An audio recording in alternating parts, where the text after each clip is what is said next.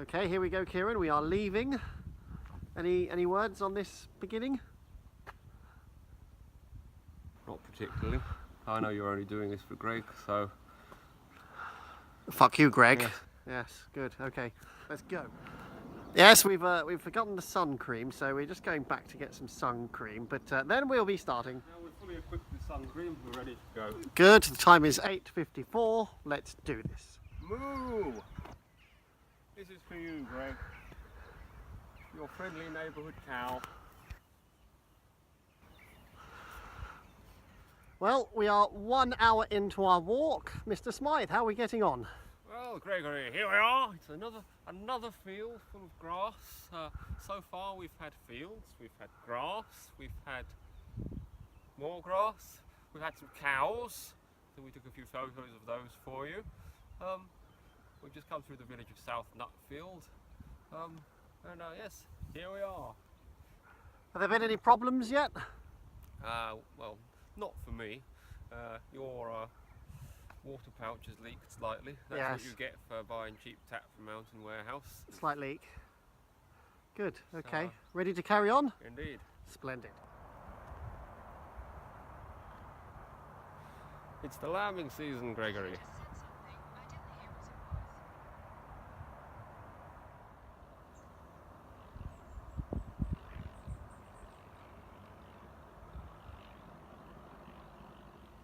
Hello, Greg. We are 2 hours in. We've travelled probably at least a mile now, and I'm feeling good. Kieran, are you feeling good? I'm feeling pretty good as well, yes. Splendid. I'm sure we will feel exactly the same in another 22 miles. So let's wait and see. Here we are in the middle of the woods, and Keith has carved out a throne for himself, overlooking some fields with some horses, and there you go.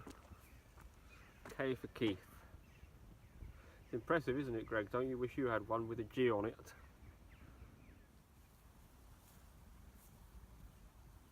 It's Gladiator Keith.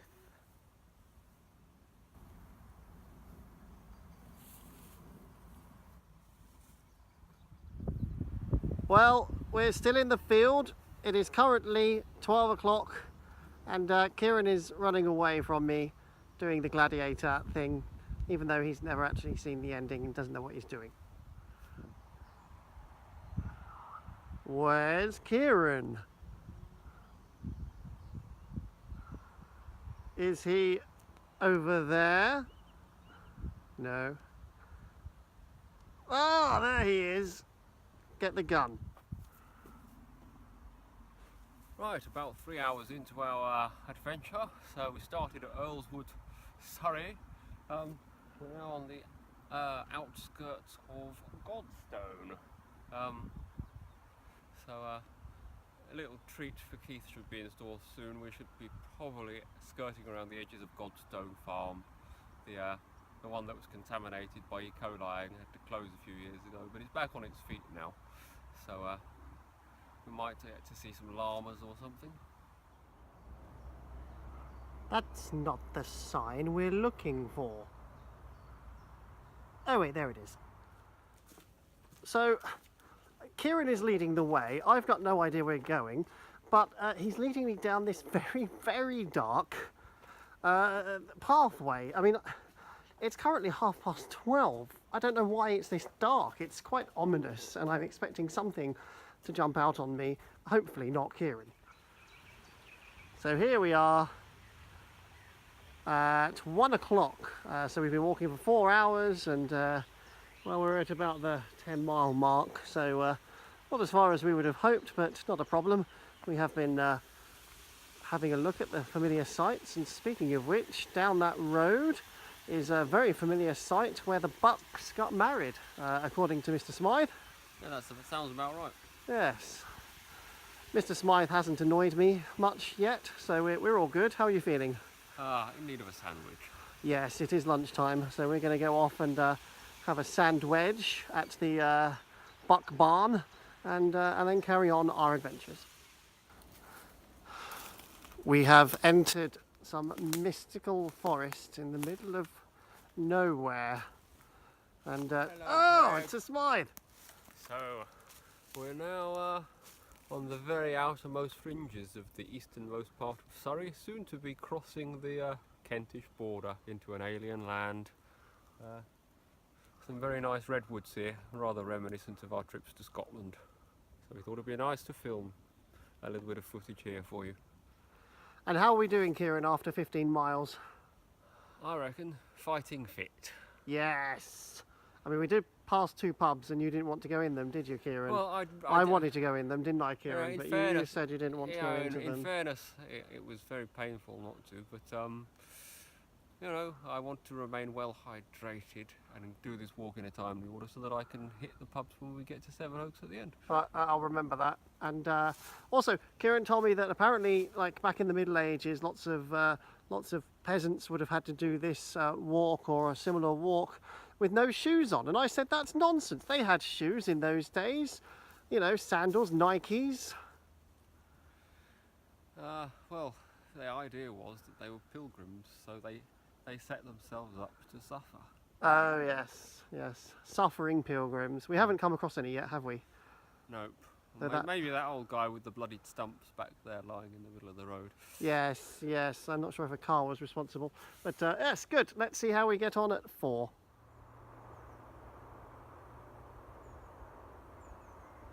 So now, Greg, we stand ready to officially cross the border from Surrey to the alien land of Kent. You see this sign here with this little that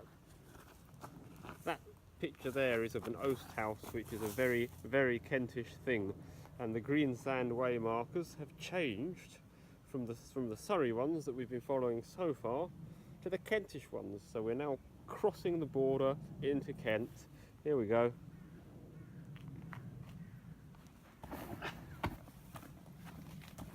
Right.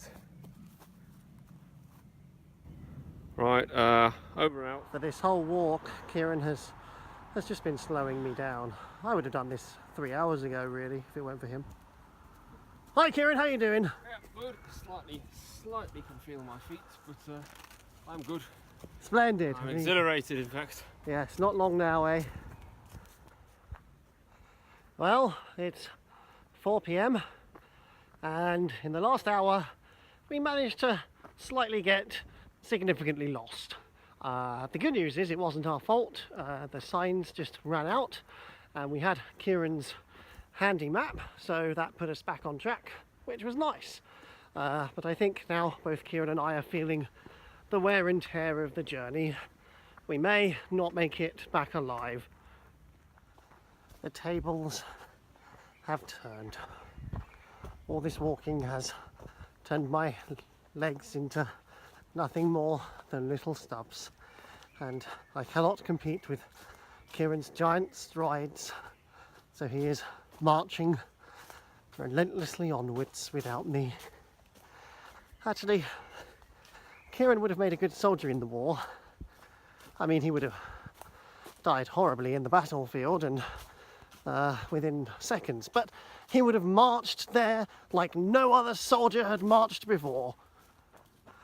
Look at him run up that hill. You can't tell it on the camera, but that's a masterfully big hill.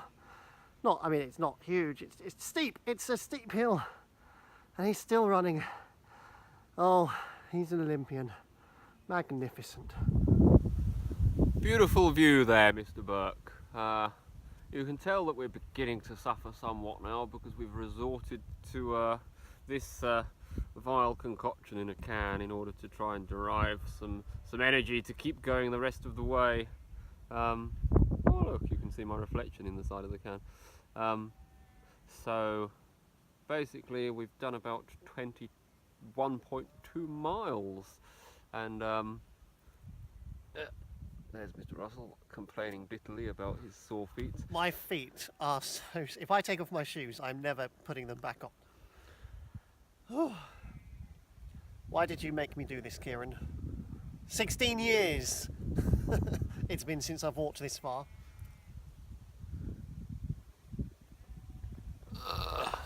All for charity. You hear the sheep down there? Do you hear the sheep, Greg?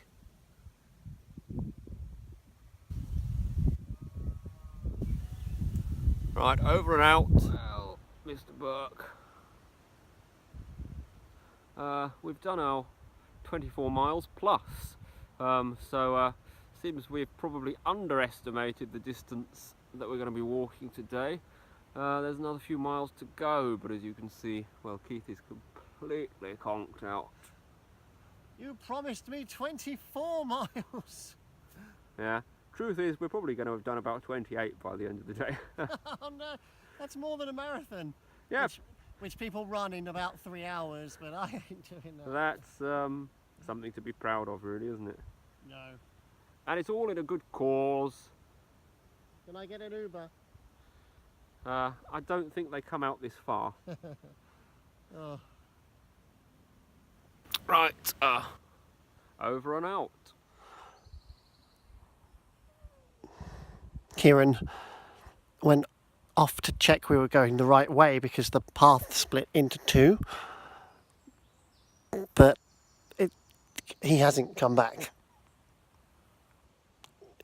It's been like 10 minutes now.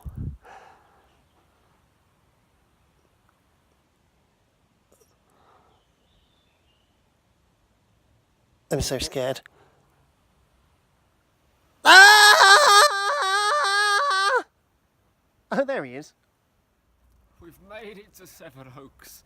We underestimated our mileage somewhat. It was 28 miles, not 24. But here we have a very fine looking pub. It's a free house. It's a camera approved pub, which means there's going to be some very, very fine class scales. And hopefully we're going to get a hot meal as well. Very well deserved.